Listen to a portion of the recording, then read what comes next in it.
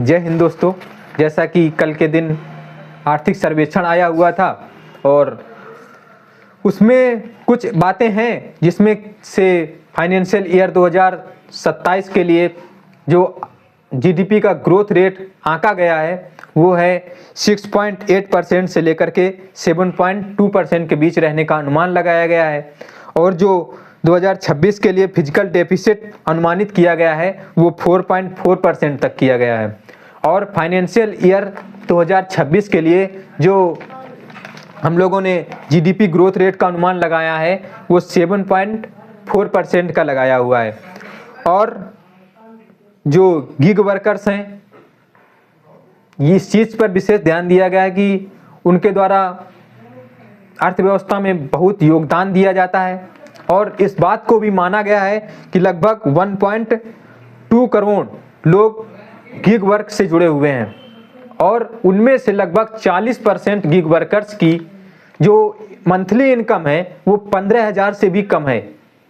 ठीक है, तो इसको ध्यान में रखते हुए जो प्रति घंटे उनके द्वारा किया गया कार्य है या मजदूरी है उसको लेकर के भी तय करने की बात की गई है। प्रति घंटे जो उनको मिलने वाली मजदूरी है उस पर भी बात करने की मतलब सिफारिश की गई है। और जो यूरोपीय यूनियन के साथ में हमने फ्री ट्रेड एग्रीमेंट किया हुआ है उसमें मैन्युफैक्चरिंग और निर्यात क्षमता को मजबूती प्रदान करने पर जोर दिया गया है। और इस बात का भी बहुत अनुमान लगाया गया है कि अतिशीघ्र हम लोग अमेरिका के साथ भी जो ट्रेड डील करने वाले हैं उसको लेकर के भी बात कही गई है। और हेल्थ सेक्टर में भी बात की गई है। हेल्थ सेक्टर में कहा गया है कि अभी तक हम लोग हेल्थ सेक्टर में 2% से भी कम खर्च कर रहे हैं, जीडीपी का 2% से भी कम खर्च कर रहे हैं। और यह भी कहा गया है कि जो कम्युनिकेबल डिजीज हैं उससे हम नॉन कम्युनिकेबल डिजीज की ओर आगे बढ़ रहे हैं। मतलब जो संपर्क की बीमारियां थी वो तो खत्म होती जा रही हैं, जो बिना संपर्क के होने वाली बीमारियां हैं उनका खतरा ज़्यादा बढ़ता जा रहा है। उन बीमारियों में जैसे हम लोग देखते हैं डायबिटीज़ का खतरा बहुत ज़्यादा बढ़ रहा है, बीपी का खतरा बहुत ज़्यादा बढ़ रहा है और हार्ट अटैक की बीमारियां बहुत तेज़ी से बढ़ रही हैं।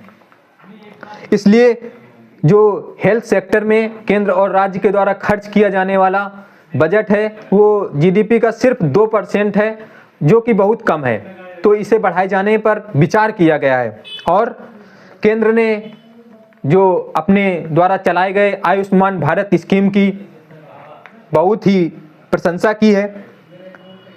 इस तरह से जो भी बजट आर्थिक सर्वेक्षण आया हुआ है उसमें बहुत सी बातों को ध्यान रखा गया है। उसमें शिक्षा सुधार पर भी ध्यान देने की आवश्यकता की गई है।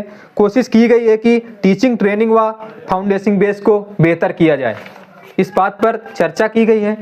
और इस सर्वेक्षण को अगर आप लोग पढ़ना चाहते हैं तो शेयर कर दिया गया है, आप लोग देख सकते हैं और इसका लिंक भी दे दिया जाएगा। तो आप लोग टेलीग्राम को ज्वाइन करके वहाँ सब इस चीज़ को लेकर के आप पढ़ सकते हैं। ठीक है, इसी के साथ हम लोग नेक्स्ट खबर के साथ मिलेंगे। जय हिंद दोस्तों।